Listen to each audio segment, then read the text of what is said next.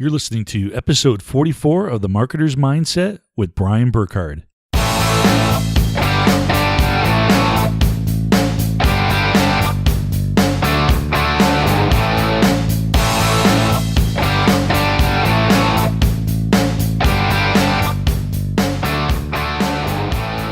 Welcome back to The Marketer's Mindset, the podcast where we talk about how to create and sustain a powerful mindset to help you build a successful online business and lead a happy and abundant life. Okay, everyone, I'm really excited to talk with today's guest. This gentleman from Australia has a unique background that has taken his life on a massive journey to self-discovery. In his early 20s, with a love for music, he enrolled as a music school student at Victorian College of the Arts, where he met others that were free thinkers and caused him to think about his beliefs and how he was brought up. As time went on, and through a series of life events, he began feeling dissatisfied and was waiting for life to happen, that there was more to life than was being presented to him.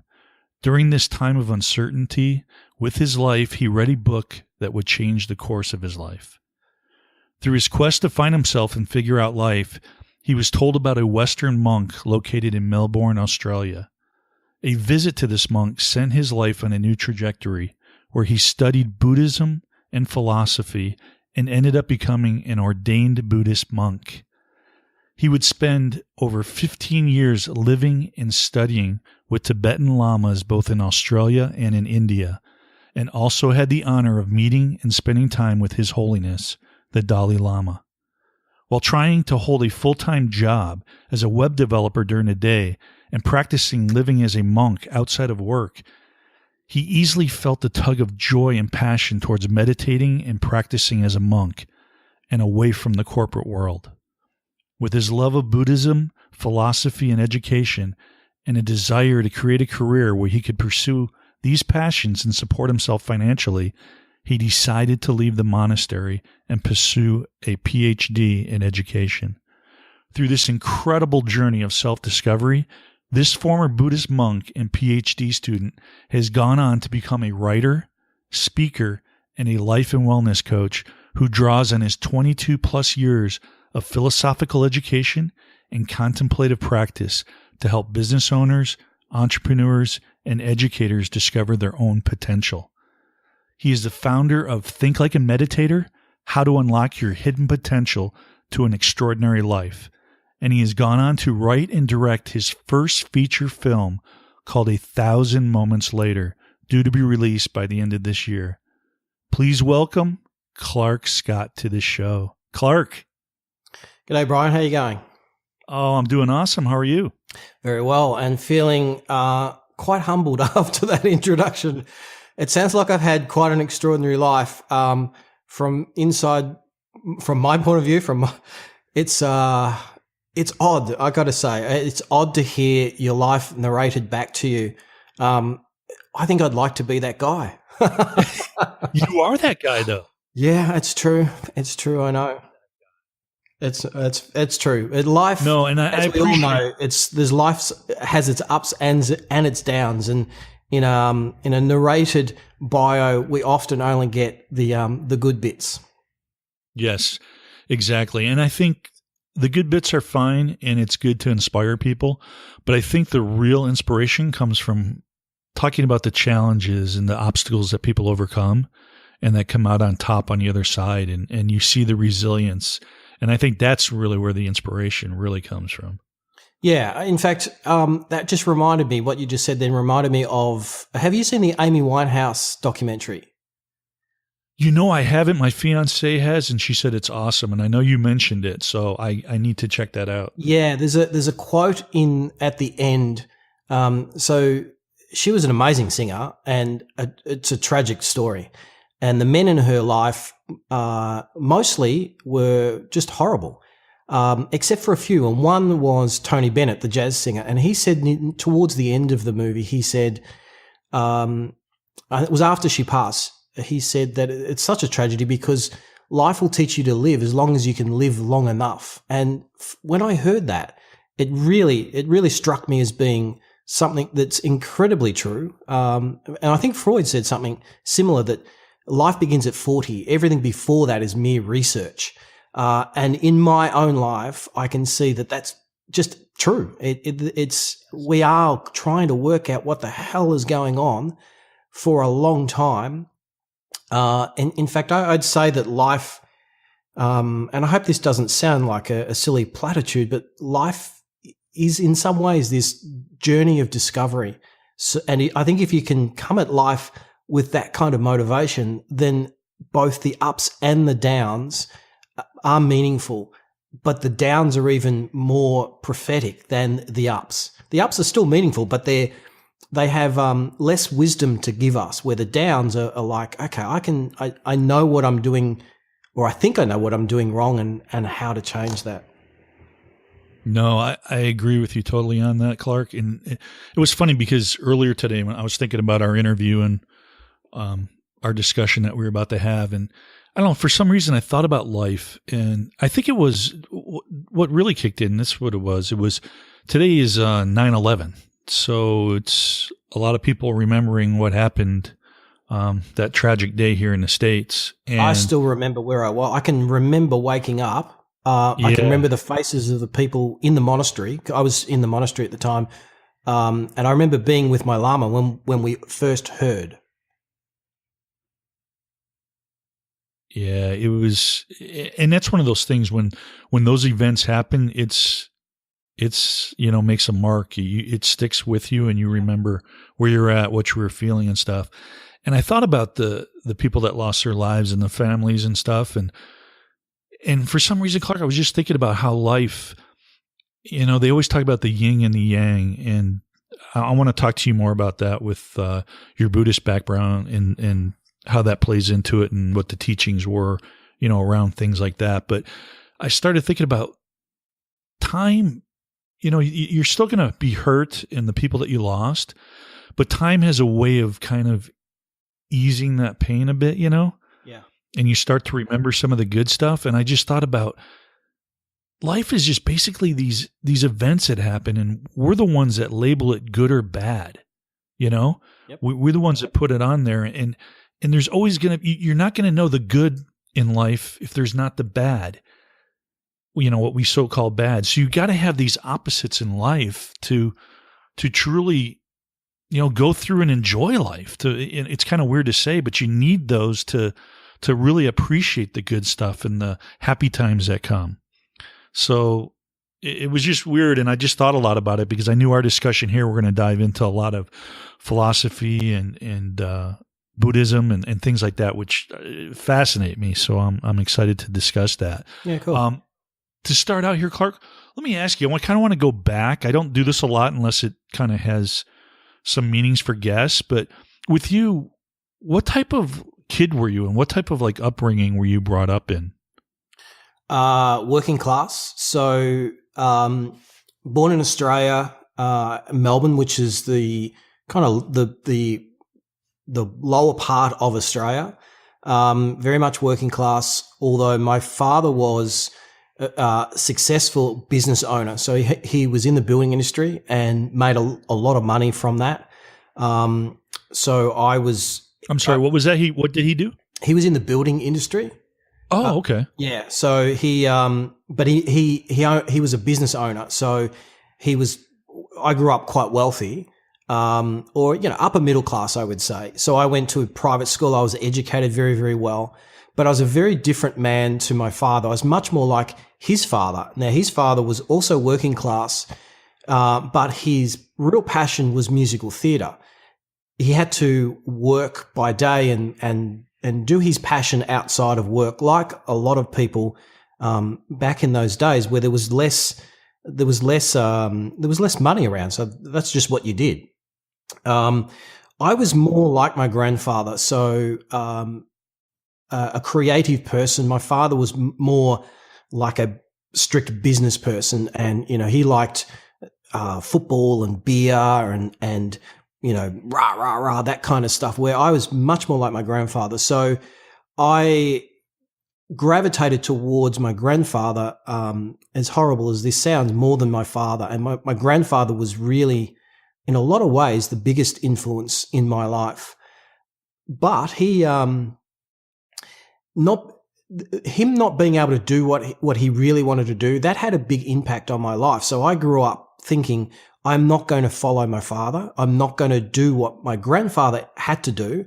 I'm going to become a musician.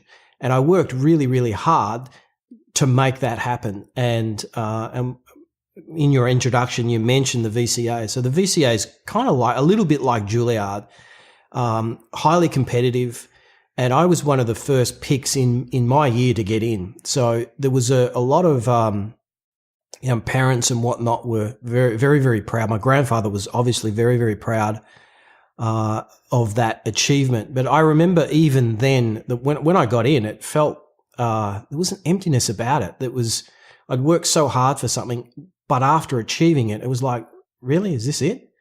And when I eventually got to school, and seeing the teachers in the environment, I was even more disappointed, which is kind of what led me to this big epiphany in my early 20s, and that's when I moved away from that space, both that head space, I like that a psychological space, and also physical space, and moved myself out of there. It was a very traumatic event, both for me psychologically, but for my family as well. A lot of people were incredibly disappointed with the decisions that I was making about life. But so the kind of kid that I was, all of that is to say that I was a creative kid.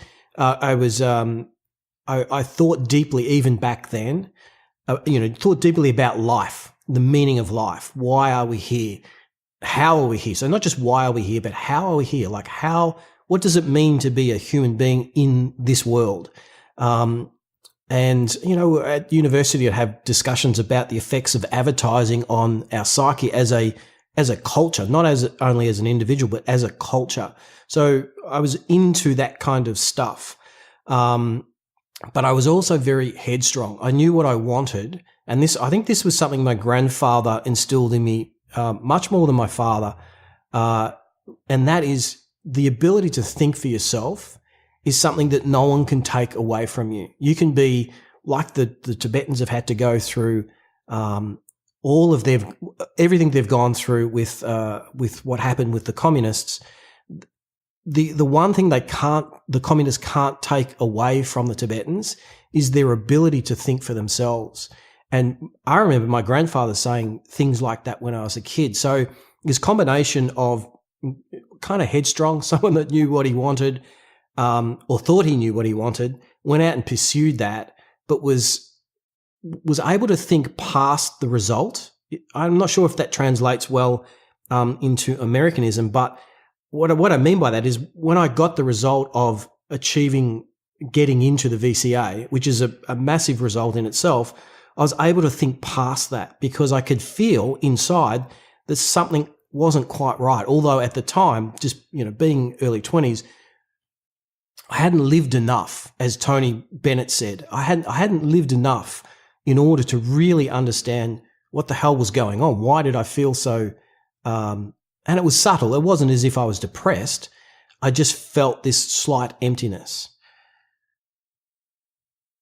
Now is that something you think can be taught? Can people learn that, or?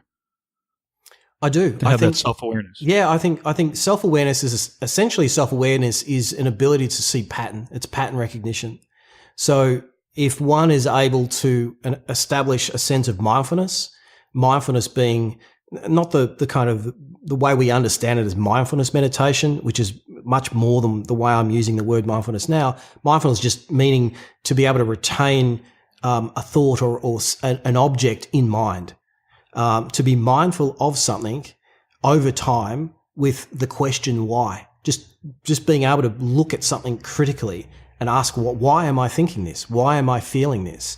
And then being able to sit in that moment, hovering in that feeling, whether it be an emotional feeling, like something that's coming out in your body, or a psychological thought, being able to objectively look at your stream of consciousness, as William James coined it back in the 19th century, being able to hover in that moment as the stream as thoughts and emotions and memories and projections and all of that's going on, and begin to tease out patterns, then you'll begin to develop this ability to introspect in an objective and mindful way, but in a critical way at the same time. And critical, not as in judgmental, but critical as in critical thinking, being able to see the why behind what it is that's being presented to you. And I think that's a skill.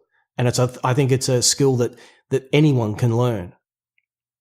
And I think it's great that you had that. I mean, that's something that I think should be taught at an early age, because self-awareness, I think, is so important to really look at your life as you're going through it. Like you said, it's a journey. I mean, we're figuring it out as we go, and things change. Your passions change, your goals change as you get older and things. And if you don't reflect and you just get in this rut and stay on one path without taking that time to self-reflect, I think that's why a lot of people are unhappy. They look back at their life and it's like, what happened? They just got in this rut and weren't really paying attention to life. Yeah. Would you like to go through life and look back at the end of it and think, you know what? I think I was half awake the whole time. That sounds horrible to me. But you know what? I think that a sense of, or our ability to be self-reflexive, to look into ourselves, and to live that way, to think like a meditator, if you like, it has utility for the business community, for the entrepreneurial community. Now, you think about it when you're coming up with a new business idea or a new product or a new project. An ability to see these patterns and really understand whether there's kind of like psychological bias in your decision making on a day-to-day basis, on a hour-by-hour basis. In the middle of a meeting, imagine the ability to be objective about how you're feeling, about how the conversation's going when you're discussing some new business idea. And being able to see whether you're biased because you want a particular result or whether you're actually looking at the so-called data in such a way that will allow you to have good business acumen and good business and make good business decisions as a result of that ability. I mean, it makes sense to me that this information and the whole practice of being able to think critically and recognize patterns has health benefits for one's own life. It has psychological health benefits for one's own life, but we can use that same methodology in a business environment, in a business setting that will allow us to flourish even from our entrepreneurial our entrepreneurial journey can be fused with an ability to think like a meditator, if you like.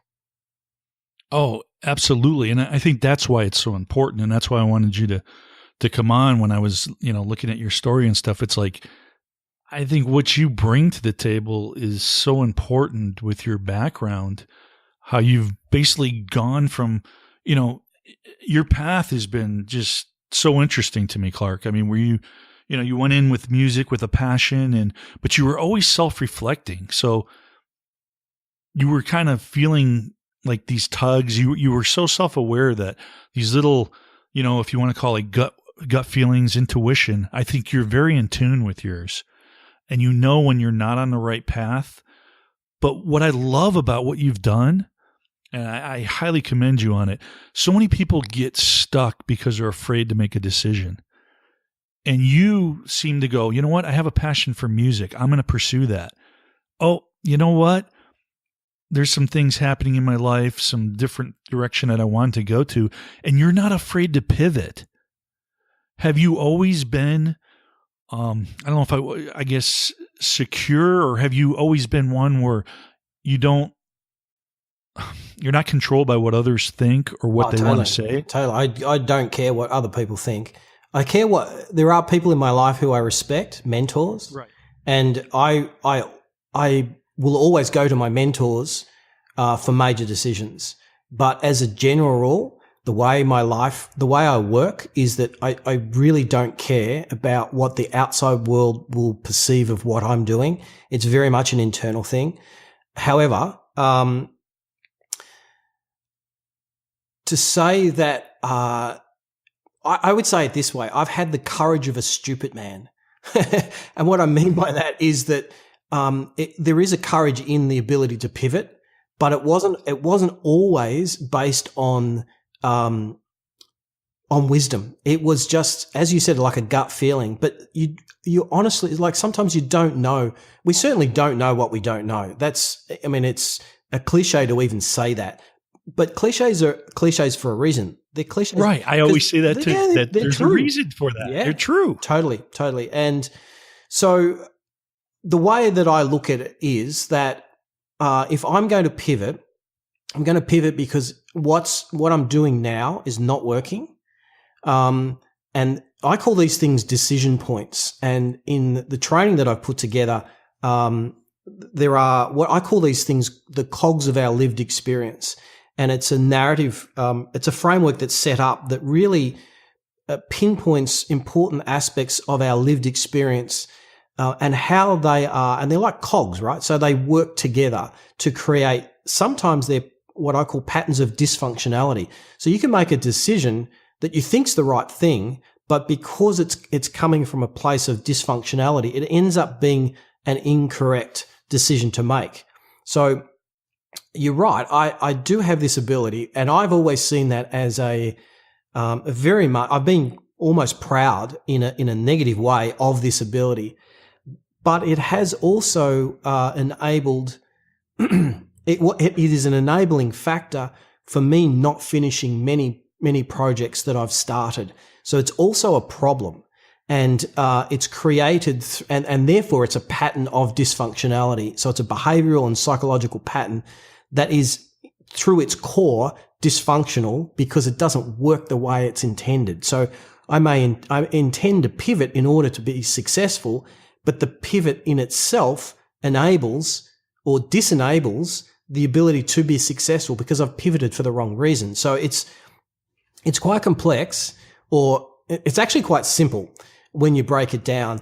But because it's psychological and a lot of it's emotional based, and it is more than one component stuck together to create this lived experience, it can be quite difficult to see. And just as Freud and Tony Bennett have both pointed out, that sometimes it can take decades to really work out what it is that, why have I always done this thing, and it's never worked out well.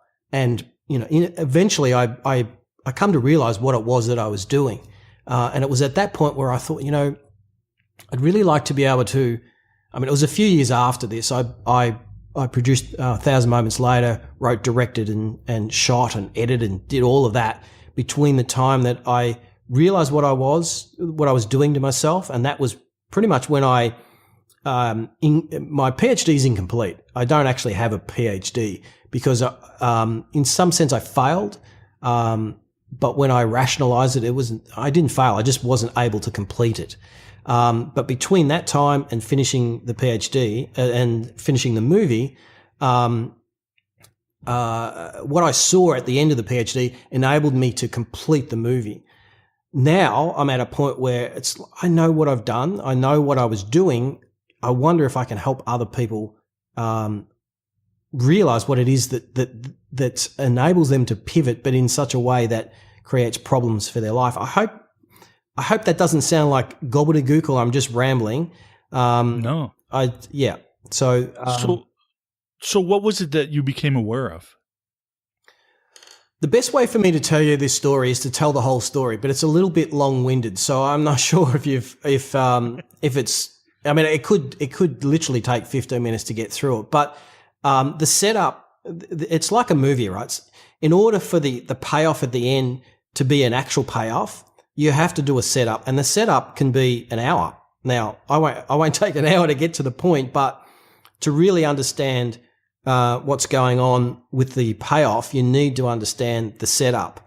And So if you're happy for me to go through that, then I'm more than happy to tell everyone about it.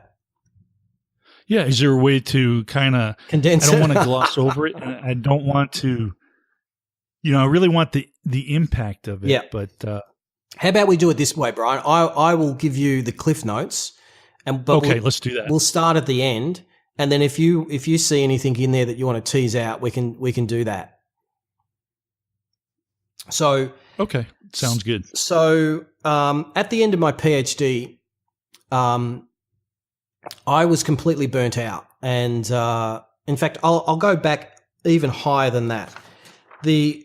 I see these cogs of our lived experience as being 5 things. What I call dispositional narrative, which are the stories we tell ourselves about ourselves. So yes, these would be things like, I am an Australian, I am working class, I like philosophy, I'm very good at this, I'm not good at that. They're these stories we tell ourselves about ourselves, and it's what I call dispositional narrative. They're stories, but it's dispositional. So it looks like we're actually talking about who we really are. And, it's all really, when you come down to the brass tacks of it, they're just things that we've been told either through culture, through family culture, through country culture, through human culture, through our species, that we are supposed to be a certain way. Our dysfunctional narrative, through that, we tend to like certain things. And I must say that dispositional narrative, some of it's true and some of it's just plainly false. So I love philosophy and I love research. So those both those things are very, very true. To say that I'm a natural academic, if I actually believe that story, would be false, because I'm not a natural academic, but I enjoy it very much. So when I'm researching, and when I was researching my PhD, the aspect that I really enjoyed was the research, was reading a book and teasing out pieces of information, taking notes, then turning to the bibliography and looking through it and going, oh, look at this book. I should read this book. I should read that book. So I'd read one book and I'd end up, because of reading that one book and getting some information that I would need for my dissertation, I'd then end up reading another 3. That gave me and I call them feedback loops. So it gave me a very nice feeling. It was a positive, pleasant feeling in the body and in the mind. So I was getting feedback from both the world, external to me, and also internal. But you can see the problem with that, right? At the very start, I can now see the problem with that. It's never ending. It's like this spiral of perfectionism, because one of the other stories that I heard from my father is that my father used to say to me all the time, I'm not the smartest businessman around, Clarke, but the reason why I'm successful is because I work harder than anyone else. And I heard that from when I was a little boy, and I internalized it. And I didn't realize. So you got that old work hard in life, huh? Yeah, the whole you got to hustle BS. I believe it's BS. Yes. There's nothing wrong with hard work, but if you believe that you have to, and there's really the key to it, if you believe that the only way to success is hard work, then you are you're either peddling that piece of information because you're getting something out of that, like you're selling something. The Gary V's of the world, that's his brand. His brand is hustle. Oh, yeah. So and that's not to say he's an evil person for doing that, but to say that's the key to success is BS. It's not true. And that's been proven. It's been proven by people like what's the guy's name? John Reese, who was the first guy to make $1 million in less than 24 hours on the internet. Over a decade ago. Who was it? I believe the guy's name is John Reese. Yes, I was just going to say it was John Reese. Yeah. So did you ever see that interview, Clarke, that him, Frank Kern, and Tony Robbins did together? I did. Yes, I watched that as part of my research for the pivot that I'm now in. I looked at John Reese, I looked at Tony Robbins, I looked at Frank Kern, I looked at Todd Brown, that whole slew of internet marketers, and Russell Brunson with ClickFunnels. how to create funnels and all of that I've researched in order to be able to pivot and understand the space that I'm now finding myself in. But these feedback loops, they are dysfunctional in some ways because they're making us believe that what we're doing is the right thing because they're pleasant feelings, you keep doing it. So what that does is it sets up a dysfunctional pattern. The pattern of dysfunctionality is what I call it. So for me, it meant that I just kept researching. I kept reading, taking notes. I'd read one book, and then out of that, I'd have to read a whole bunch. So fast forward several years later, and I'm now in India. I'd spent 12 months researching in India, living in the little village where the Dalai Lama lives. And, oh, wow. And I mean, it was a magnificent place. It was just, picture this. My little apartment is on the hill, on the side of a mountain. Looking out on my balcony is the Kanga Valley, and I can see on a clear day, because it's India, right? So there's a lot of dust and stuff in the air. On a clear day, particularly just after it rained, you could see, I don't know, it could be 200 kilometers. It was just this plain. It was magnificent. To the left of me are snow mountains. It's the Himalayas. And there's just this huge mountain range, and it's magical, and there's a real magic about it. It's just solid and stable and silent. The mountain is, India's not. To the right, I can see the Dalai Lama's house. Really? Yeah. The actual house that he lives on is on the top of a mountain, guarded by Indian police, but there's a monastery there and a temple there, and I can see all of that. And it's isolated, and that's where I did a lot of my final research. But by this stage, I'm completely burnt out. I'd spent so much time researching that I dug myself this hole of despair. And while what I was writing was good, and I got some really excellent feedback, every time I'd sit down at the computer to write, I felt nausea. Now, this is at a point. In Tibetan, it's called lung. It means that you've got actual problems with your nervous system, that you've pushed yourself so hard for so long that you get pains in the chest, your hands shake, and you basically can't think. So what I found myself doing. Wow, is it like a form of anxiety type or something? It's not anxiety, because I wasn't necessarily worried about anything. It's more, a stress, like? Yeah, but it's. I'm sure there's some kind of medical term for it. There certainly is in the Tibetan Buddhist tradition, and it's called lung. And you can get it from pushing in meditation. You can get it. I'm sure athletes get it. I'm sure business people get it. And I'm sure there's someone out in the audience right now thinking, that's what I've got now, or a milder form of it. So it's at that point when you are completely exhausted, but you keep pushing because you've got a deadline to meet. And you begin to get pains in the center of your chest, like a heaviness in the center of your chest. That's the very, very beginning of it. And I was at the very, very end of it. So I pushed myself through that point for several years. Wow. What it meant was that what I started to do was I started to make little videos of the local Tibetan communities, and essentially little documentaries about them, in a way to distract myself from what I was doing, because I just felt really uncomfortable in my body and in my mind.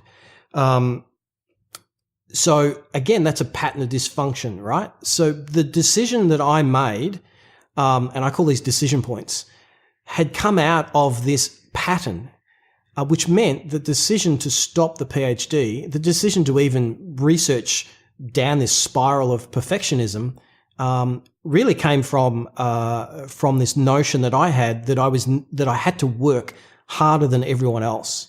And I also had this feeling that I was never going to be as good as anyone else, because I felt that I was not a natural academic. Now I'm not. That's a true statement. However, that narrative that I'd set up for myself, couple that with this thing that I'd heard from my father that I had to work harder than everyone else, meant that I worked harder than everyone else, and I worked myself into the ground, because I also had this narrative of perfectionism that I was never going to be good enough. So therefore I had to keep researching because what I had was not good enough. I had to keep researching. I needed more evidence, and not writing my own ideas. So in a PhD, you've got to bring something unique to the table. So my PhD was about notions of the self in Eastern philosophy and Western philosophy. I took a 14th century Tibetan philosopher and his idea of what the self is and parsed that via 6 Western philosophers. So the idea was great, and I got halfway through the dissertation but couldn't complete. By the time I'm in India, I made the decision that I wasn't going to be able to do that based on everything that had happened previously, but it was all patterns of dysfunctionality laid over patterns of dysfunctionality. So how did you shift out of that then? What was the mindset to break those patterns? So, basically I went back to Australia, with my tail between my legs. I hadn't yet told anyone that I wasn't going to be able to complete. But in my heart, I knew it. Not in my head. I didn't want to give up because giving up was a negative thing. And I really wanted to get a PhD because I really wanted to marry my vocation with a way to earn money, a way to support myself in the world.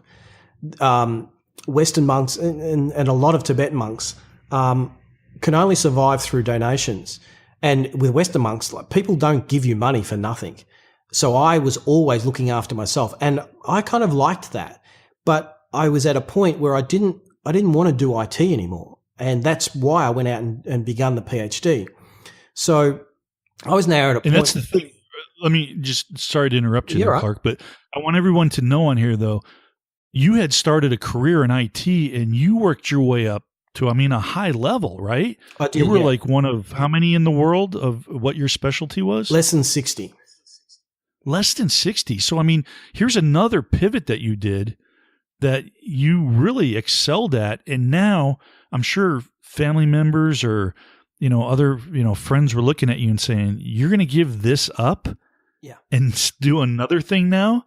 I just want people to know that you did another shift in your life that was based on staying true to yourself. And that's what I love and I think is so powerful that people need to take away listening to this, that Clarke, this whole time that he's pivoting, he's going through life, he's making changes, but he's listening to his intuition, to his soul, and he's doing what he's here to do. He knows he's an educator. And even though he didn't get a PhD, with what he's doing now in his entrepreneurial life, and we'll discuss it more with your project that you're working on and everything, you are an educator. You are taking what you've learned and you are teaching it to people to help them in their lives. So I commend you. I want people to understand that you made some big changes in there, but I just love how you stay true to yourself. So sorry, I had to Yeah, no, you're right. That. But it doesn't always feel that way. And in fact, by the time I got back to Australia, I was homeless. I'd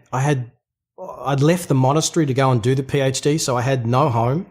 So I was staying at a friend's place, and by this stage, I think I'd let a few people know that I wasn't able to complete. But there was a feeling of I wasn't humiliated, but I certainly felt down about the fact that I'd spent so much energy for the last 5 years trying to get this thing to work, and it just didn't. I wanted to marry my vocation as a monk with a way to support myself financially, and I wasn't able to complete because of my own, in a lot of ways, I didn't get a lot of support from the university and the professors, but I could sit here and use that as an excuse, or I could own the fact that the real reason was that I had spiraled into this pit of perfectionality.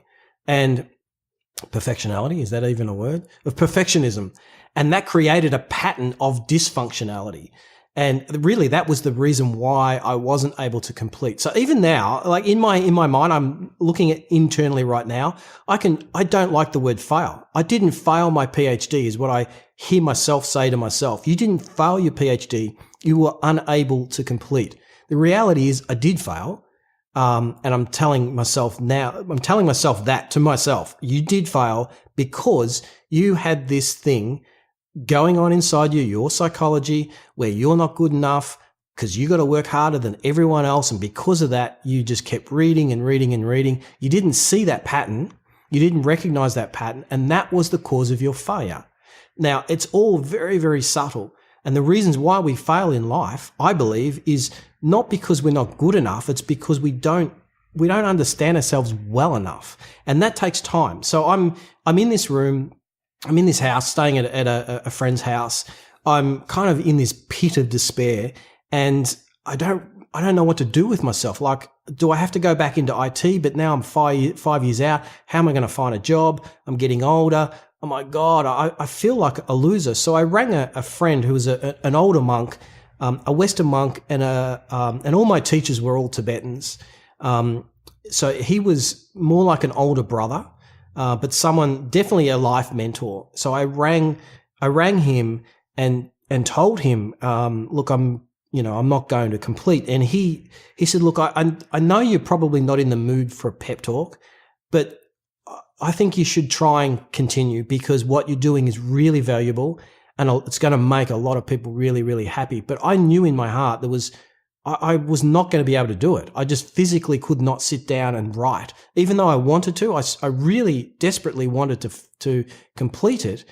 I knew that I couldn't. And I said to him, I feel like a loser. I feel like I'm a real loser and I'm as if I'm always going to be a loser.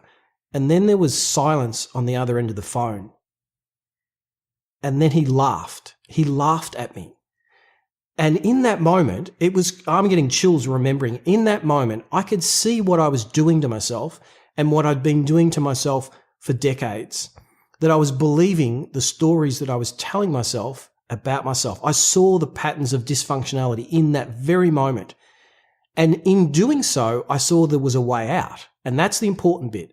I could see how I'd locked my hidden potential, and I could see how it was hidden because it was locked up in these stories that I was telling myself about myself. That was, the feedback loops were reinforcing those stories. They were creating patterns of dysfunctionality. I was then making decisions based on those patterns, and I was continuing this cycle of failure again and again and again. Even though I at the same time I was accomplishing things, I was also failing, or at least I felt like I was failing. And, again, that's me telling myself, Clarke, you didn't fail, you just didn't complete. The reality is I failed. I could see a way out, and it was truly an epiphany. And that was, for me, that moment changed everything. So it was a gift. That was grace. I believe that laugh from Toby was, whether he knew what he was doing or didn't know what he was doing, it doesn't matter. In Tibetan, it's called Tringlay.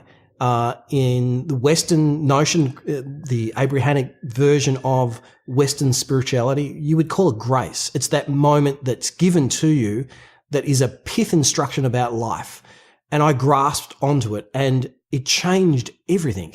From that point, I was able to then begin again and pivot, but pivot in a very, very different way. Psychologically, like mentally, physically, environmentally, everything in my worldview changed in that moment. At least that's the key pivot point in my life. From then. So was that like a wake up call then for you? Would you say right there you kind of had obviously an aha moment, and you were kind of able to look back now and see that? Yeah, it was more than an aha moment. It was an insight into reality such that my life was never going to be the same again. Aha moments are a little more weaker than that, in my opinion. They're like, oh, okay. It's an aha moment is more like starting to see these patterns in your life as opposed to a fundamental shift in who you are. So it was an unusual experience to go through, a key moment in my life. And looking back now, I can see, because I didn't know at that point. At that point, it was like, can I cuss?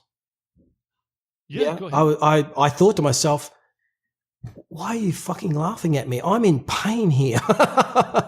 And you're supposed to be my friend and you're laughing at me. You're like, what the fuck? I'm an Australian working class person. That's kind of how we think. So if I just offended a whole bunch of people, please excuse me. I'm actually a very gentle man, but we do. No, I know that comes through. They know, but it's important to share your feelings, how you truly felt. I mean, that's the key. The passion in that moment was that it was like, what? You're laughing at me, but at the same time, I could see what I was doing. It was like, oh my God, really? So yeah, it was absolutely a key moment, and from there things just got better and better and better and better and better until now. I haven't gone backwards from that point. It was extraordinary. So what was the shift then? Obviously that moment was a big moment for you. What did you do mentally? How did you start to look at things, and how did you start to change your mentality where you were like able to start changing the stories that you were telling yourself? So it happened slowly, and I was working it out as I was going. So now with Think Like a Meditator Masters program, I've boiled it down into key moments, and there's the steps that I went through looking back. But when I was going through it, I was kind of working it out as I was going. The key moment was, or the initial moment was, really accepting the fact that I had failed the PhD. And you can hear in my narrative, there's a part of me that doesn't want to really accept it. That there is, so even still, I'm still, really working through that. And the reason for that is that I really wanted a PhD, not to have the title, but because I wanted to be able to marry my vocation with a way to support myself. So, and I love philosophy. But the funny thing is, that's what you're doing now. Yeah. That's the irony of it. Absolutely. But it took a few years really to get to the point where it's like, by this stage. So what happened after that was what I decided to do was, okay, so the PhD is not going to work. I have a creative background. I've been doing these little docos. I've really been enjoying creating content, visual content, and telling stories of what I called human potential around that. So whether it be a documentary or a narrative film, like 1,000 Moments Later, they all had a story to tell that was a story about the meaning of life, or a story about human potential. So the theme of 1,000 Moments Later is that love is a choice. And I took that premise and I wrapped a visual cinematic narrative around that single premise and wrote a screenplay from it. But that point enabled all of the film to get made, because in my head, I went, okay, no BSing around anymore, Clarke. You need to get off your ass and actually do something with your life. You're at an age now where you can no longer rely on youth. That you can rely on the narrative of, I've still got lots of life to live, and I still do, but I can't rely on that narrative. So I need to actually. So how old are you at this time? Early 40s. Clarke? Okay. So early 40s, late 30s. Sorry, late 30s. So yeah, so my youth's gone, right? I'm heading towards 40, and by that stage you're like you're no longer young. You mightn't be old, but you know that you're no longer young. So it's at that point where, okay, if you haven't really done too much, or you feel like you haven't done too much, you start to worry.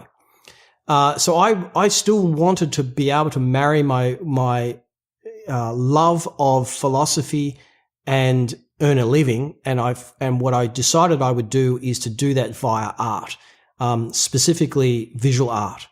And so what I did was I went and got a job editing wedding videos. I'd spent 20 years as a monk, and now here I am editing horrible videos of people getting married. It was like I would do anything in order to learn how to create a film. So I wanted to go into the film industry, and I basically deconstructed the steps to get there. Okay, so if I want to create films, I need to learn all of these skills, and I deconstructed everything that I needed to learn. And the first thing I needed to learn was to edit. Okay, so let me go and get a job where I can do that and learn, get paid to learn. So I got the lowest job that I could possibly get. I was earning less money then than I was 20 years earlier when I first started working in IT. So it was a low job, and I was happy. I think what you just said, sorry to interrupt you, but what you just said was so powerful. And the reason I say that, under Clarke, is that so many people will say, and I've heard Gary Vee talk about this, and this is one point where I agree with what he says. He's kind of like a smorgasbord. You can take bits and pieces from it, you know? But what you did is you were willing to do what it took to learn to get you to where you wanted to go. And I think a lot of people say, I want to be successful. I want to start my own business. I want to do whatever it is. But they're not willing to do those sacrifices to learn. So they're not really wanting to do it. It's more lip service than actually really wanting it. And I hope people take away from it that you just said 20 years earlier you were making more money in your life. You're at a point now where you're, late 30s going on the 40s, but you're willing to do that sacrifice to change and go in a new direction. And I think that's so important that people get that message that, you know what? As long as you're still in the game, as long as you're still pursuing your dreams and you're not giving up, you can keep moving forward. Even though you may have to pivot, you may have to change, you may have to go backwards a little bit, but you can keep pursuing those. So I think what you said, I just wanted to drive that home. I think that's so important that you were able to do that. I didn't do it for long. The money was no, but the fact that you did it is the key. Yeah, because it was about I had a plan, and it was about learning. It was about learning the skill. And once I got the skill, I moved on, and I moved up, and I went from there. And then I started actually working behind the camera. I ended up shooting a couple of television commercials in Thailand. So I went from nothing through to shooting one television commercial, but some what we would call industrial videos, so a lot of training videos and promotional videos that were both for in-house. So it was a large organization in Thailand. I knew these people through my days in Buddhism, so I had a step in there. But I was actually a working commercial director after a few years. And at the same time, I'm learning screenwriting and devouring all of the information in that in the film industry in order to create art. Of course, fast forward a number of years, and a similar kind of thing happened when I completed 1,000 Moments Later, as happened when I first went to the VCA, the music school back in the day, was that I'd worked so hard for this end result, and once I'd got the result, there was this emptiness again. A very similar feeling. And even though I'd had this epiphany of all these things that I was doing that was creating this cycle of failure, I was also still working my way through understanding the importance or the degree to which our dispositional narrative informs and colors our life, such that we are often biased by the end result. Like, we think that if I only have this result, my life will be good. Now, I'd heard that for a long time, that happiness doesn't come from external things. It's an internal process. Yet we still find ourselves falling into that same trap again and again and again, and me included. So there's one thing to know the theory, there's another to live the practice. And really, Think Like a Meditator is about bringing those two together so that you understand the theory. You've got a practice that will integrate positive and functional narratives into your life so that you can live not only a good life, but you can live life in a good way, so that you can have the nice house, the nice car, but not believe that they are the actual source of happiness. So yeah. Can you break it down a little bit on there, Clarke, as far as that program and what it covers? Like what are you teaching to help people to get to that realization? Yeah, sure. So the basic premise of the program itself, and the premise of kind of the theory behind it is that we all have potential. This potential is a combination of the skills, our unique skills and our unique background, coupled together with our own likes and dislikes, or likes in particular. So I have a set of skills through my IT world, everything that I've learnt over the years. And I have a love of teaching, and I have a love of philosophy. I have a love of thinking and of communicating and of talking, obviously. And so that's my potential. Now, it's locked up. That potential is locked up in the stories that I tell myself about myself, like you are working class, you have to work harder than everyone else, all of these kinds of things. And they create these patterns of dysfunctionality. But if we're able to unlock those stories, which is really about seeing the patterns of these patterns in our behavior, how they come out in our somatic experience, in our body, through to how, because the decisions we make are often the things that we tell ourselves, not only what we tell other people. I've decided to do X or Y, but often decisions are made internally. If I can do this, then that will happen. That's a story in itself.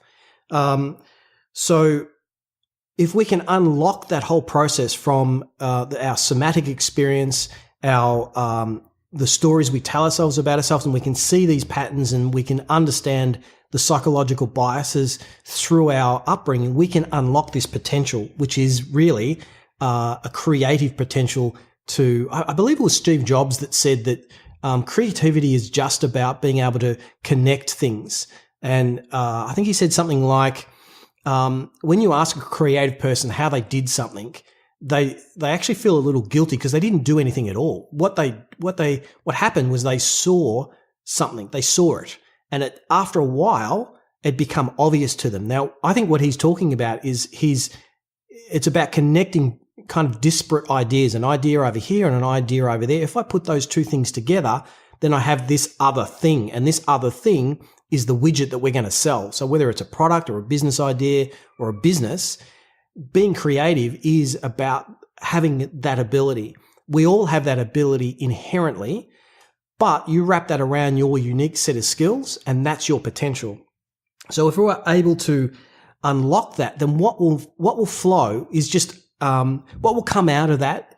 What will flow out of that is the way I like to describe it is a natural ability to flourish, to have more wealth, more health, and more happiness, more wisdom in your life, simply because you're able to deconstruct your lived experience. So the program itself does just that. It deconstructs your lived experience into these cogs, the cogs of your lived experience, the patterns of dysfunctionality, the decision points, the feedback loops, the dispositional narrative. And it does that via a set of exercises, worksheets, and the program's called Think Like a Meditator, How to Unlock Your Hidden Potential. There is a component of meditation, secularized meditation involved, but essentially this is the way I look at meditation. It's a little bit different than the way a lot of Western people present it. Meditation, and I've done it for more than 20 years. And do you continue to practice every day, hours every day? And so there is meditation is not just about becoming more relaxed.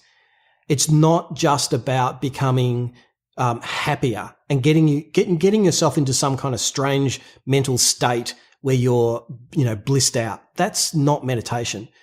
The word meditation, from my perspective, what they're doing is they're translating a Sanskrit word called bhavana, or it's a Tibetan equivalent, which is Gom. Bhavana has the connotation of cultivating something, particularly something within the tradition, we would call it a virtuous state of mind, but you can think of it as a functional or constructive state of mind. And in Tibetan, the equivalent is Gom, which has the connotation of familiarization with a positive, constructive, functional, or virtuous state of mind.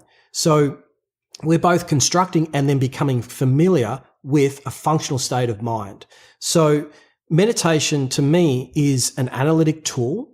It is a diagnostic tool, and it is a therapeutic tool used in the endeavor of becoming more healthy, of opening up this flow of flourishing so that life can become this wonderful thing. Now, when I say wonderful, we're still going to have bad days, but the bad days, and this arcs back to something that you said at the very, very start of our conversation, the bad days, they're reframed to no longer be bad days. Now, the feeling that you may get from your so-called bad day will still be an unpleasant feeling. You will feel unpleasant, psychological feelings of unpleasantness.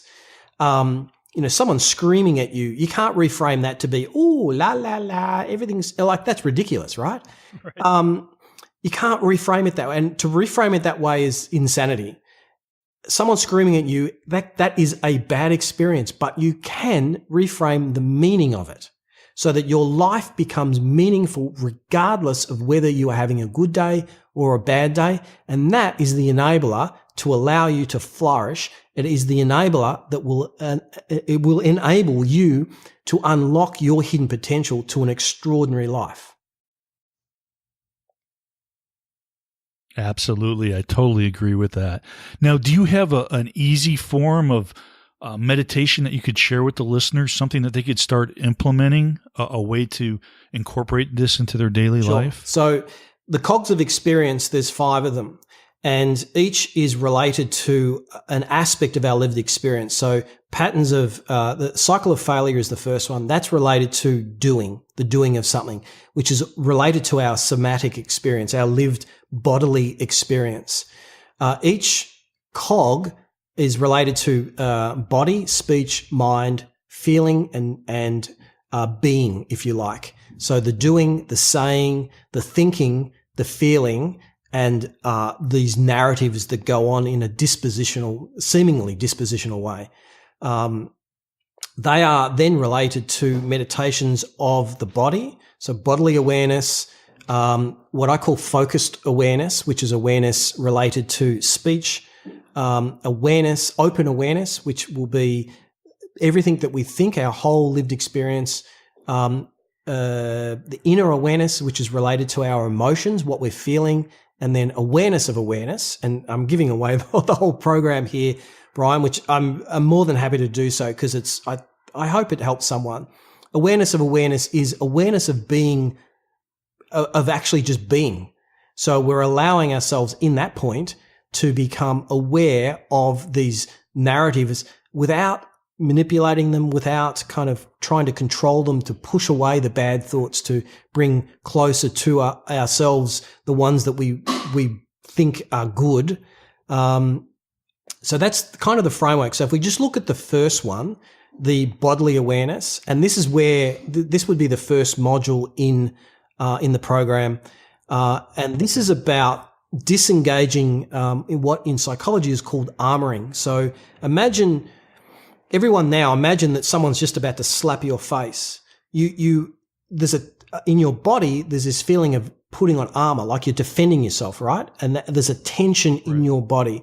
So in order to completely change your dispositional narrative, the first thing you need to do is undo that aspect to allow the narrative to flow in such a way that you can recognize these patterns. But that's a little bit later on. The first one is essentially just disarming this physical tension that happens in the body. So, and this is essentially then just becomes classic mindfulness meditation, where you sit in a comfortable position, And you can sit in it. I mean, you can do this anywhere. You could do this at a stoplight as long as you don't close your eyes and cause traffic problems. But you could do it. You could do it for 30 seconds as you're checking email. Just after you check email, you can do it walking down the street, and it's essentially just becoming aware of your bodily experience. So taking your awareness. So if you think of awareness like a lighthouse, and the light from the lighthouse, we move that from our mental state, what we're thinking and what we're emoting, and we direct that towards our bodily experience. So the best way to start is to bring the awareness down into the point where our body is touching. So for me, I'm sitting in a chair. The back of my legs, the feet on the ground, on the floor, and to experience that contact, and then just place the awareness there and just breathe naturally. So breathing in through the nose, not forcing it, not sucking the air in and then blowing the air out. You don't need to force it at all. In fact, what we're trying to do is create like an existential relaxation, like relaxation right through to our core, almost as if we are asleep, that we're breathing. Like when we're deep asleep, in deep dreamless sleep, we're still breathing, but we have no consciousness of the breathing process. So we're breathing without in any way restricting or controlling or manipulating the breath, but we're wide awake. So becoming more and more relaxed, without losing the clarity which we started the session with. And now that's the important part. I really like doing this meditation just before sleep. So it is also possible, and as I get older, I like this meditation position more and more, and that is what's called the supine position. Laying down on your back, hands out, palms up, about 30 degrees out, left and right, palms up, and having the neck well supported, and then just bringing your awareness into your body, down into your abdomen, through your legs, feeling the back of the sheet of the bed on the back of my heel, and the body will then begin to relax. And as you deepen this practice, initially what you'll recognize is you'll start to recognize this feeling of the tension of your nervous system dissolving. And at that point, absolutely. It's a real somatic, physical experience. And now you're not focusing on your breath No. at all. You're just focusing on the awareness of your body, Correct. right? So, Okay. and wherever your body is making contact with some other surface. So you're placing your awareness in your body, the physical sensation of being embodied. And of course, you're not placing your awareness on your breath, you're placing your awareness on your body, but you will feel your body as you breathe in and out, you will feel your body expand and contract. So the breathing continues, but you're not focusing on the breathing. You may be focusing on the sensation of the body making contact with the sheet as your tummy goes up and goes down, and you become aware of that, but not the breathing. So the breathing process, but not the breathing. It's a slight distinction that I'm drawing between the processes of the breath and the breath itself. So the second meditation is focusing more on the breath. And the reason for that is that your somatic experience is much more coarse. It's much more easy to bring your awareness into the body than it is to bring it to something subtle like the breath. So the breathing process is coarser. The breath itself is more subtle. But here's the funny thing, Brian. As this practice deepens, and it's an amazing practice, it does have the feeling, a really nice, smooth feeling as your body becomes disarmored. You take the armor of this kind of the armoring of the nervous system. As that dissolves, there is this smooth feeling that happens throughout the body. The body comes to feel very pleasant, and it's almost as if you can feel the body breathing. Now that perhaps sounds quite existential. Existential is the incorrect word. What's the word? Esoteric. It can sound a little bit like that, but it's not. It's just really just the nervous system and the body beginning, because the body's breathing for itself, the nervous system has become very, very relaxed. So that's really the first part of the first meditation. In the course, I then bring in exercises from that place to help begin to unlock an individual's hidden potential by bringing in some aspect of their personality, such that either tension or pain will begin to manifest in a particular point in the body. So for me, my right hip and my right knee, there can be, and I have no idea why, it's those particular parts in the body. But I know that if I bring up something that's happened in my past, like failing the PhD, and still I say those words out loud, knowing that everyone else is going to hear them, and there's still pain. There's still pain around that. Wow. So, Yes. but that will manifest in my body in some way. So you begin to see the degree to which our body and our mind are really inextricably linked. Now, I don't mean that from a physicalist, materialist point of view, that we are only emergent properties of our brain, but a lot of philosophers no longer believe that anymore. Science really doesn't believe that anymore.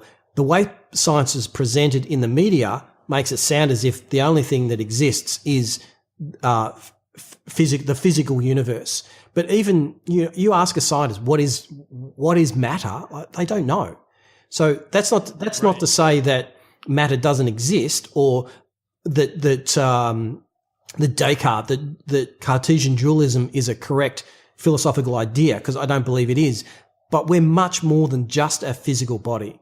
We are an embodied being that includes consciousness, our ability to perceive objects and know objects. And that's not a physical thing. That's a mental thing. So we are this complex biological entity that has these two aspects, and they are, there's a togetherness about them. And this process enables you to begin to see the correlation between the two, that when I have this thought, I get this pain. But it's very, very subtle. It's not as if someone could do this, now. And, maybe there is someone that can do that right now and go, oh, yeah, he's right. It is actually something that's very subtle and that requires some practice. But the benefits of that, the benefits of being able to do that can transform a life. They've transformed my life. And I know that from a first-person point of view. So no matter what anyone ever says, I know that that's a fact because I've lived through that experience. So, the course is just about, is really about helping people discover that for themselves. It's not about indoctrinating people into a system or a way of thinking. It's about the person and myself working together to help them with their stories. And I guess that's what's unique about this system, is that it's not about adopting someone else's way of thinking or someone else's approach.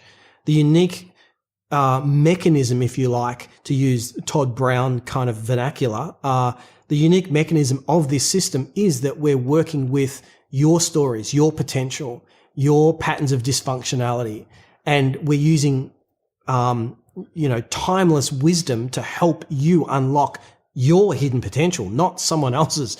So that's a lot of words for the to answer the question that you had, which I don't even remember what the question was. No, that was now. powerful. Sorry. I appreciate you sharing that, Clarke. No, I appreciate you sharing that. That's powerful. And I hope everybody practices that meditation you just shared with us, because so many people, and I mean, Tim Ferriss, you're familiar with Tim Ferriss, absolutely. right?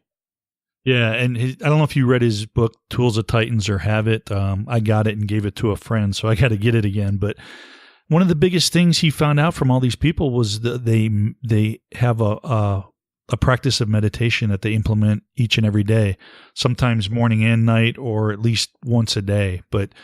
And that's why I appreciate you sharing that, because it is so powerful, and that's something I'm definitely going to try and implement. So I appreciate that. But we're going to have links in the show notes to your program, because it sounds amazing. And what I like so much about it, Clarke, is everything out there, so much of this stuff, and I'm sure you found it because you're starting to get into the internet marketing world, is everybody's showing you how to do something. And it's either it's their way, but you are showing how people can, I don't know, you worded it better than I can. I'm trying to think of the words, but you're not teaching them a set practice or a certain way. It's using their stories, but it's using strategies and things that you've got from philosophy, from Buddhism, things that are ancient wisdom that people can apply to their own stories. And it's not a specific strategy. It has nothing to do with a particular religion. Anybody can do it. And I think that's what's so powerful about it. So I commend you on putting something together like that, because that's I know, a lot of time and a lot of effort. That's awesome. It was a lot of work, but it was just a lot of fun. It's when you're doing something that you love and that I think is going to be helpful to someone other than yourself, then it no longer becomes work. And I'm sure you find that with your podcast, that when you're doing something that you love and that will help others, it no longer becomes work. Of course, in order to do it and have it be long lasting, there has to be cash flow, and that's where the whole internet marketing thing comes in. You're right. It's a new world to me. I'm not frightened of marketing. I'm a little bit frightened of selling. But if someone is not willing to pay money, you don't have a business. So you've got to be able to sell it. And through that whole process, you can then create a business that can help more people. So, now this program is available now. It is. By the time it goes, the podcast goes live, it will be available. I'm right at the end of putting the finishing touches on everything. Okay. So yeah, and I've added some bonuses into the program itself, so that there are, if you buy the Think Like a Meditator program, you get a meditation primer. So my Meditation 101 course you get as a bonus, as well as 12 months of my Inner Circle membership program, which has like a weekly kind of roundup, question and answer kind of. I'm thinking about calling it, and maybe I can put this to your listeners. I was thinking about calling this weekly. It's not a chat show; it's just me on a couch. So I've called it on the couch with Clarke. I told my wife about it, and she laughed at me. On the couch with Clarke. That's what I thought, and it would just be me kind of answering questions that had come in from the week earlier. All of that is to say that if someone comes in has never done any kind of meditation at all, there's a primer to get you up to speed on what some of the terms are. So you begin to understand the parlance of meditation, as well as some guided meditations. Then there's the course itself that you go through. And then there's a follow-up where you can, for 12 months, you can come back in and ask questions and I will answer it. I've also set up some coaching. So if you want one-on-one coaching, or for it to be a little bit more hands-on, where the two of us together are working through unlocking your hidden potential, there's also that there. And that's pretty much it. Yeah. Yeah, that's perfect. Yeah. And we'll have that linked in the show notes. Thank so everybody can go check that out. Oh no, absolutely. I think it's awesome what you're doing. Like I said, I'm excited about it. I think it's gonna be a great program, and I think you're gonna help a lot of people with your wisdom and stuff you need to share. Now, I want to be respectful of your time, Clarke. I got so much here that I still would love to ask you. I might have to have you back on the show so we could delve into some other stuff. But I want to ask you a few more questions before we wrap up here, if you don't mind. No problems at all. All right. Going back let's go back to when you were in the monastery. You were there for about 15 years or so, living with the monks and so forth. What would you say? Give me one or two of the biggest lessons that you learned from there that has helped you to where you're at now today. One or two of the biggest lessons. I would say that I've become, and this may sound surprising and a little benign, but it's had a major impact on my life. So the biggest thing that's really changed for me is that I'm far less judgmental. Now, I was never a judgmental person, but and what I mean by that is that when something or someone does something either to another person or to myself, the narrative of what a horrible thing this is, or what a horrible person that person is, that's dissolved into a more global understanding of human nature and the human condition, and that we are all really a combination of everything that we've experienced. So if someone has had bad experiences and a lack of education, then their behaviour is likely to be destructive and selfish and whatnot. If that same person had the same experiences, so like a bad upbringing, or they'd been abused, or they're perhaps suffering from complex PTSD, something like that, that same person with education can be fixed. So for me, that would be the biggest one, is just this far more gentle, compassionate, empathetic approach to life. And when I mean, it's funny, Brian, that when I come from quite a robust house. My father and certainly my grandfather, he was a massive influence in my life, and a very gentle and kind man, but an Australian kindness. Australian kindness is very similar to Tibetan kindness. Tibetans and Australians can be very robust, very straightforward, very frank, and if you've done something wrong, there's no, like, you just get told that's wrong. There's no, it's not sugarcoated, not at all. So we can tend to be very, very direct and unapologetic about being very, very direct. But if it comes from a place of compassion and a place of empathy, then it's done with love, but without all the sugar coating, as you said, without all the sugar coating of it appearing as if it is empathetic. So I would say that's probably the biggest thing that I learned, that was just really, compassion and empathy. I'm verbose, Brian. I'm sorry, mate. I talk a lot. No, I love it. You're like me. I can go on and on about subjects. So no, I think that's so important what you just said there, because that's one of the things that, and it's one thing that was a fault of mine growing up. I grew up more like my mother, more of a people pleaser, where my dad was kind of like you said, where, he could let things roll off him. He could take direct stuff. And so it's been something I've had to learn with when people are direct and stuff, to understand that, hey, it's, especially when you know who it's coming from, that it's coming from more of a loving, respectful thing, not as a hurtful thing that someone's saying. So it's something that I have to work on and learn. So I think you growing up with that, with the Tibetan and the Australian background, I think that's a positive thing to have, that most people have, because I think a lot of people worry too much what others think, and it holds them back. So I think that upbringing was something that was powerful. And for you, what you've gone through, your journey, and the way you were able to pivot, like you said earlier to me, you don't care what other people think. Now, not to be like you don't care about what others, but you don't let that affect you negatively. And you pursue what you're doing because it's what you want to do and it's what you believe. People are going to think what people are going to think, and there's nothing that I can do about that. So all I can do. My dad always says, what other people think of me is none of my business. And that it can sound cold, as if you don't care about that person. And it's not that. It's not allowing other people's narratives to influence your own.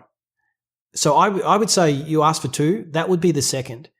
The second would be, because that's not something, while I had it as a young man as a potential, allowing that to really kind of manifest into my world, and understand that it's not a pig-headedness. It's actually it's a virtue. It's a good way of engaging in the world, not allowing yourself to be the victim of other people's bad behavior on the more coarse level, and on the more subtle level, not allowing yourself to be influenced by other people's narratives. So there's, your world at the moment, in your political system at the moment, is being kind of, it's falling apart from the inside. And there are a lot of people just placing the blame on the other side, and both sides are doing it. So to me, if we take that into an individual and take it out of the realm of politics, which is murky and not always useful, and bring it back into one's own psychology, if we can, in a similar way, not be influenced by the rocks that are thrown towards us, then we can have a better understanding of what it is that we actually need to do in the moment. And then that can come out we can engage our life from that point of view. Then we can be more true to ourselves without having to kind of force ourselves to be more true in ourselves. It's just a natural way of living where our lived experience transforms into one of authenticity, to use a horrible cliche. That word's been used so much, but it's true.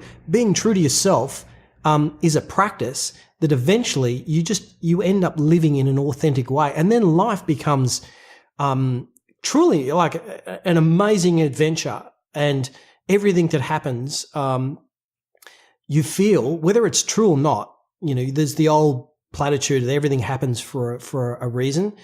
I don't know whether that's right or wrong, and for this discussion, I really don't care. But we can live our life as if that is true, that everything that happens to us it's not happening to us, it's happening for us, if you like. Yes. Yep. Big distinction there. Definitely. So what are you doing now currently, Clarke, that scares you and is making you stretch? Life. Do you have a project or something? Tony Bennett is totally correct when he says that life will teach you to live as long as you can live long enough. I love that saying. I love the way it just rolls off the tongue. I love that it has kind of levels of meaning, and it stops you in your tracks and makes you think and kind of deconstruct the actual language pattern.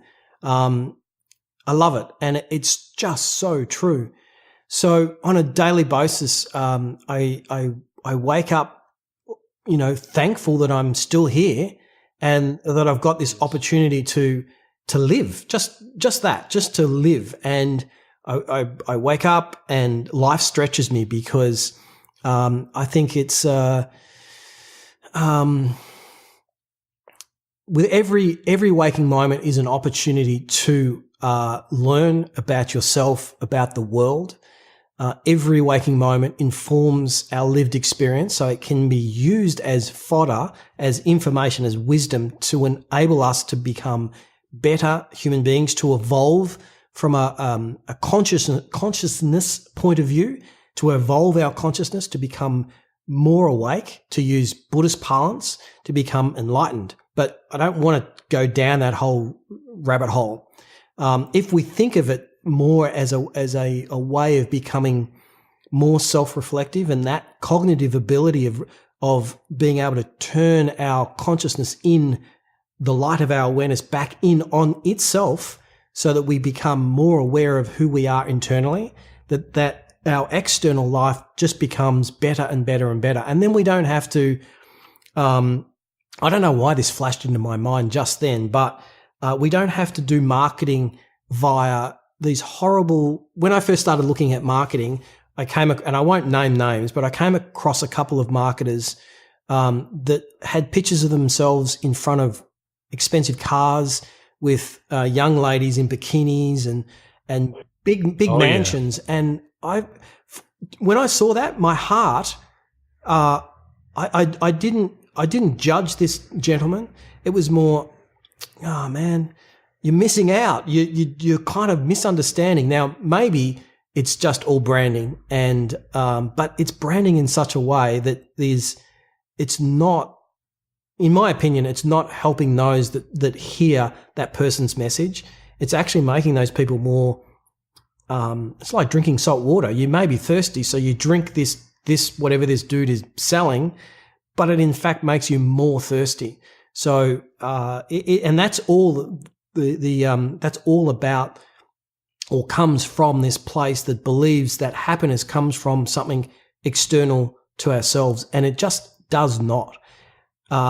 Happiness can be generated via an external object, but the happiness is an internal process.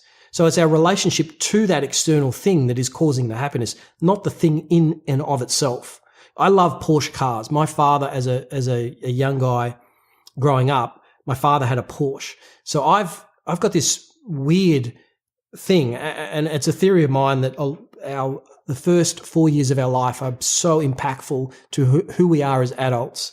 I can hear a car go past and I can know whether it's a Porsche or not just by the sound of it.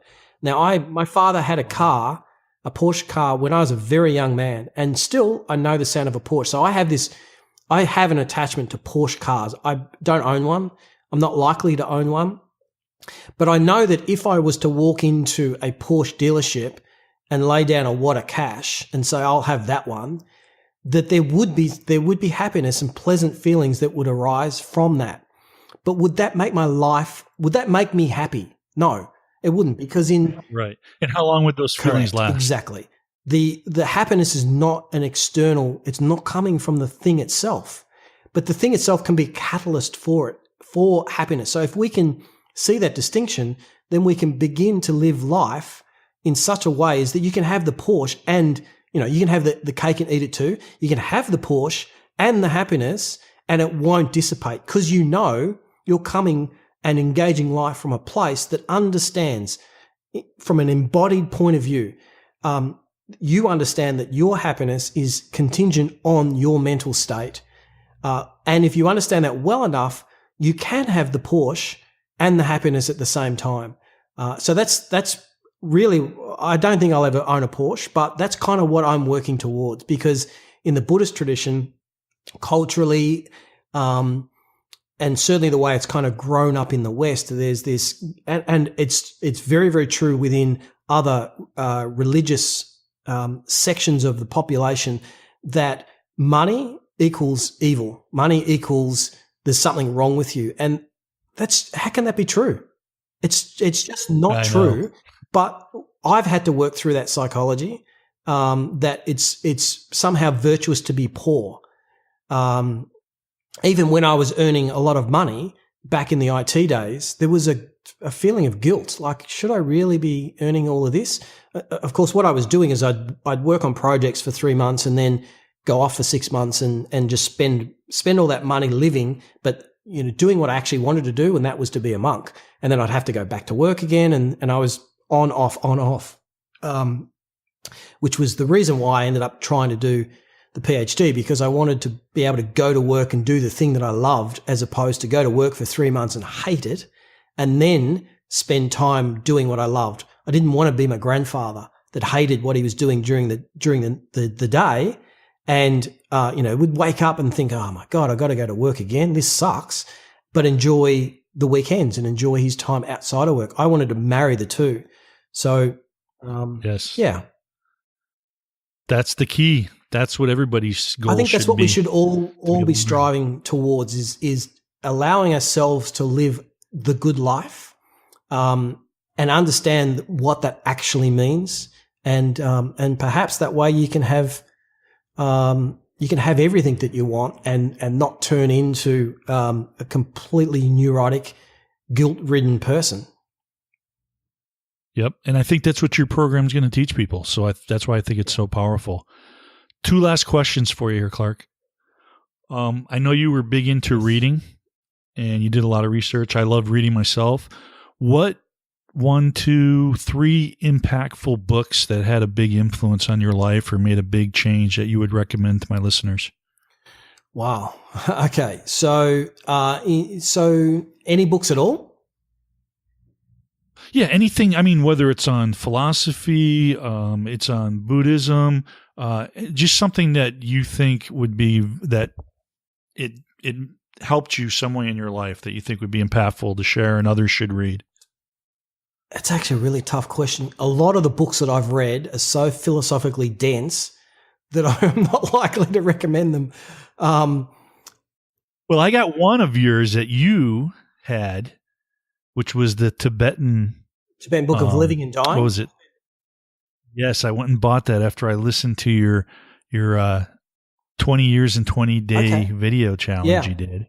So I started reading that. So I figured, hey, if it's good for Clarke, it's going to be good for me. So I started it. So I appreciate that one. So I'll put that in the show notes. But anything else? I was going to mention that book, but I didn't want to be parochial about my background. So that was a major book in my life. It was really the catalyst for that first real pivot from this life that had been laid out for me, and that was, if I followed that path, I would no doubt I was going to be a professional, a musician, and probably quite good at it. But there was this emptiness that just was eating me from the inside. I either had that choice or I follow this, and it was just an intuition. This thing over there, and I've said I've said somewhere, I think in a PowerPoint presentation that I'm doing for a sales video, that it was, looking back now, that book was almost a metaphor for that point in my life, that I was between two worlds, life and death, literally life and death, and east and west. So if I stay in the west, I'm dead. And if I go towards the west, I felt, and it was really just a scent, like an intuition that if I pivot in this direction, things are going to get better. And of course, it took 20 years before that all happened. And because life is a journey, and I wouldn't change anything that I did. I'd probably, if I had to change anything, I'd probably be more compassionate towards my parents in the way that I spoke to them about what I was doing. I think initially I was quite dismissive. This is my life. You've got no say in what I do. Now, as an older person, and seeing the impact that our words can have on others, even people who are older than us, I'd be more gentle and more kind in my approach to them. But when you're in your early 20s, you think you know everything. And you think you've got the almost you feel entitled to say whatever comes into your mind, you'll just say it. And not that I was a nasty person, because I'm not, nor did I say anything nasty, but I wasn't as gentle, and I didn't approach it with a gentleness that I wish that I had of, because I caused, particularly my mother, undue stress, just because I was pivoting so hard, because it literally was, one tradition to another. It was, and I was so proud. Yeah, it was major. Yeah, major stuff. It was. There are a couple of other books. So the Dalai Lama has a book called The Art of Happiness. There is another one that he wrote, wrote together with a Western person, that is about science. I think I forget it. I'm vaguing on the title of it. I read that in about 4 hours. It's, a couple of 100 pages. You could literally read that in a day. It's an easy read.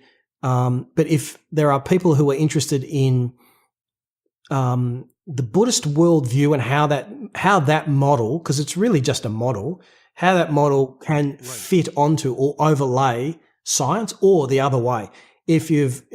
So for me, it was like, I've got a very strong interest in science, and I wanted to see how that model fit over the Tibetan tradition.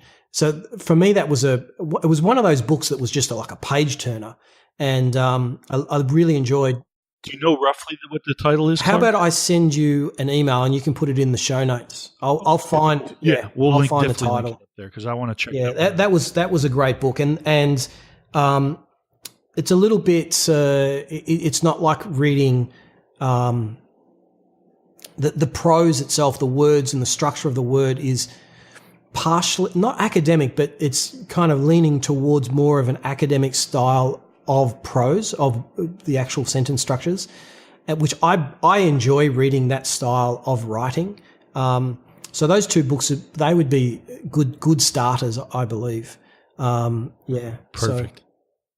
Good. Last question for you, Clarke. What is the impact you want to have on the world? I'd like to leave the place to quote Tyrion Lannister from Game of Thrones. So that's the little guy, the hand of the Dragon Queen. I am not by any means a Game of Thrones enthusiast. I have watched a couple of episodes, and I have no idea why his name just popped into my head. But he said he talks about wanting to leave the place a better world. And as cliched as that is, I think that that's true. I think that if I can live my life such that whoever I come into contact is better for that experience than not, then I've lived my life well. That's the external thing. The internal thing is that everything that I do, and I say this to my wife, I was a Buddhist monk, and I was a Buddhist monk for a long time. That didn't mean that I was not interested in girls. I just had to manage my mind during that time. I'm now married, and I've said to her that everything in my life, because I must say that even though, and here's the reason why I brought that up, you can take the monk out of the monastery, but you can't take them, or you can take the man out of the monastery, but you can't take the monastery out of the man. So there's a part of me that's still very much interested in contemplative practice. I still meditate every day. I still read every day. A lot of what we read is, and we read it together.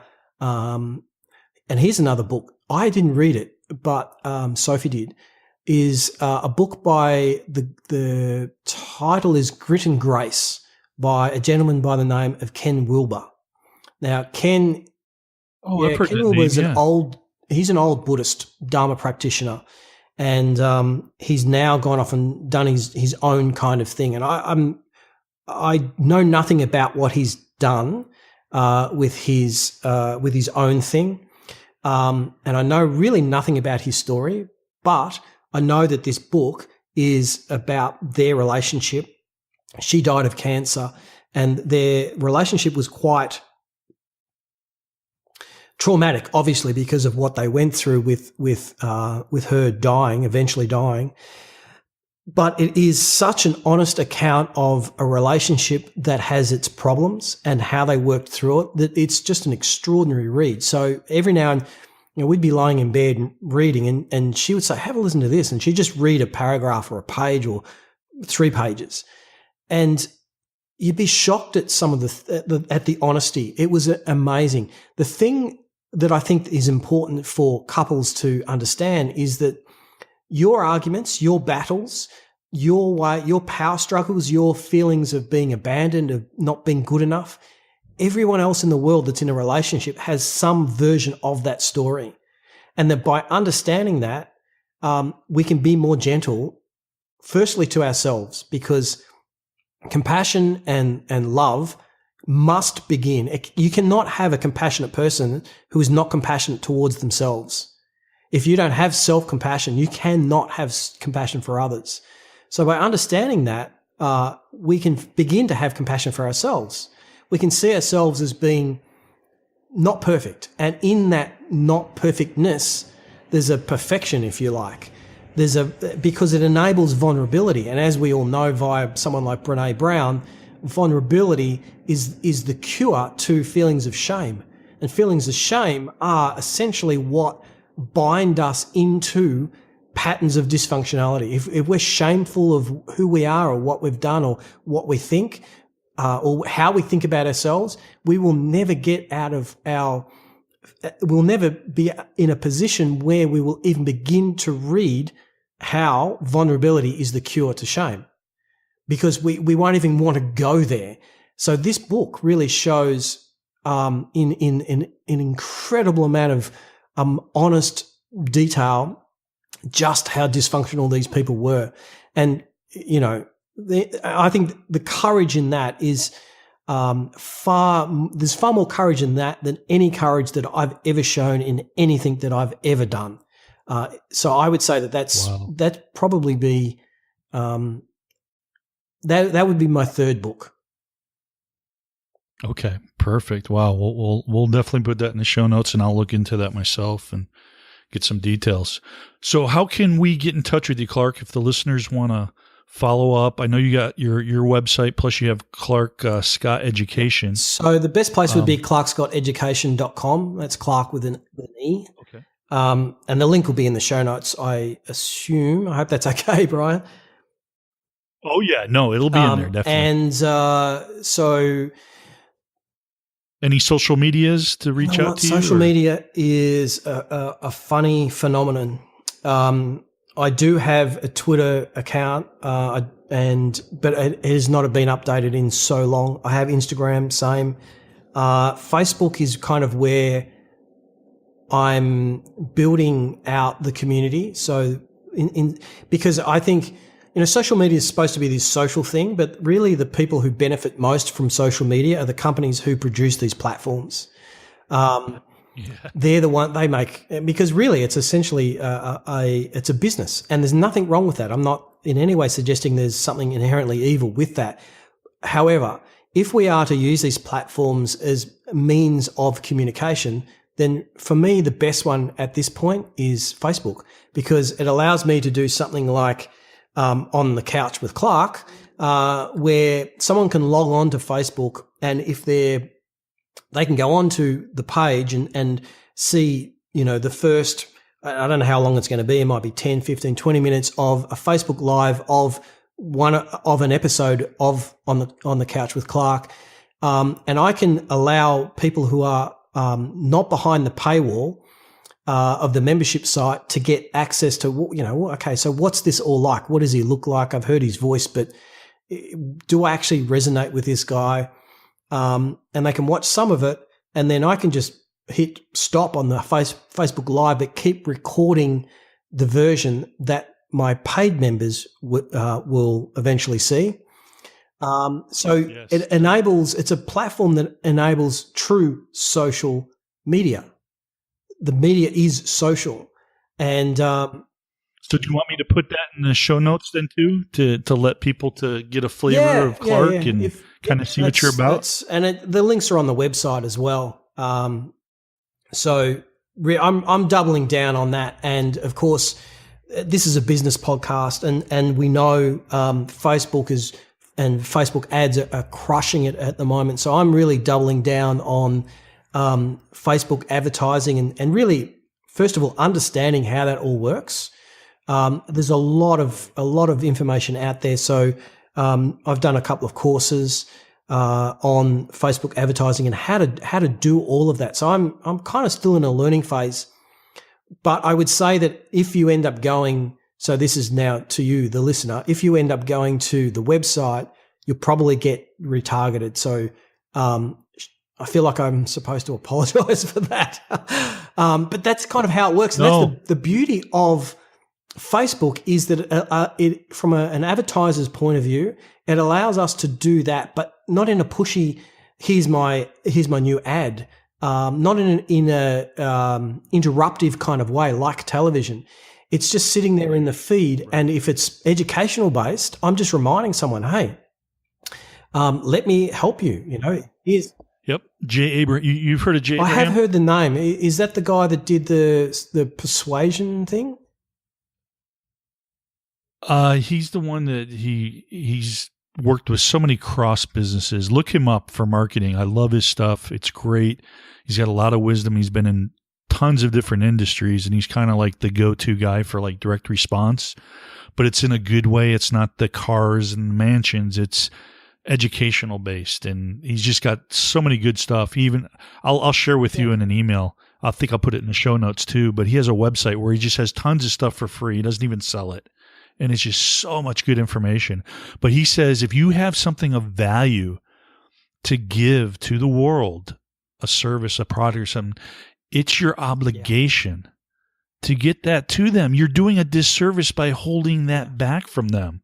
So if you're truly helping people, then you got to get that message out. So it's a great platform for that. So no, don't feel guilty about it. You're doing something good. You're not pushing soda on people or something. Yeah, You know what I mean? exactly. And actually, what you just said then reminded me of the fact that the way I've set up the website, there's free training on the website. So if you go to the website and there's a page that says "Start here," and of course, it's marketing, right? So you've got to give me your first name and email, but through that, there's a whole bunch of free training that basically goes through the Think Like a Meditator master's program in an educational way. Now, it is a sales video, so in a similar way to what Frank Kern does, where he says the best way to sell is just to teach people, is to help people first. So I'm hearing that Jay Abraham is probably an older guy than Frank, maybe even Frank's mentor. Oh yeah, no, he's older than Frank. Frank's probably It learned sounds from that Jay. way, yeah, because it sounds like that's what Frank does. And so I've learnt from the younger generation, the Frank Kern, the Todd Browns of the world, and it's very much about education and just give. You give. It's, was it Gary Vee that said give, sell? Well, no, his was jab, jab, jab. Yeah. Right hook or something like punch. Yeah, jab, right hook, I think. What he meant by that was teach, and then try and teach some more. But in order to teach more, that happens behind the paywall. And that's the model that I'm approaching. And that way people can get something for free. It can help them. If they want to go deeper on it, then they have to pony up some coin. And then, I'm there on their side, working together with them to help them become even better. And to me, that really, it just sits well because you're not selling anything. You're just helping people. Yep, exactly. And my audiences are marketers. They're online marketers and entrepreneurs. So they're going to understand and appreciate it because that's what they're doing as well. So it's all good stuff. All right, Clarke. Well, I took up more time than I told you I would of yours, but I just want to thank you for coming on the show. This has been awesome. I've enjoyed it. I mean, I could probably talk to you for more hours, bud. There's so much stuff that we could cover. And like I said, I might have to have you back on the show if you're willing to come on, and maybe we can delve into some more philosophy and maybe a little bit more of the Buddhism, the mentality behind it and stuff like that. But I appreciate your time. I know it's kind of weird because I'm talking to you in the future. You're a day ahead of me now. Yeah. So this is kind of awkward, but it's cool how we're able to do that stuff and connect with you. So I appreciate your time. Thanks so much for sharing what you shared. Your journey is amazing. And everybody listening, please go to the website, look into Clarke. He's got some videos on YouTube. He's got the 20 years and 20 days where he's done some videos. There's some great stuff in there. He tells more of his story. Just check him out, follow him. He's a good guy. He's here to help, and he's got a lot of wisdom and a lot of experience. I think you guys are going to gain a lot out of it. He's somebody that I'm going to start following more into. I was excited to research you. I learned a lot, and I want to stay connected with you. I appreciate you. Perfect. All right, everybody, thanks again for listening to another episode. Take notes, go back and listen to this. There's so much that was shared. And until next time, guys, I wish you a brilliant life.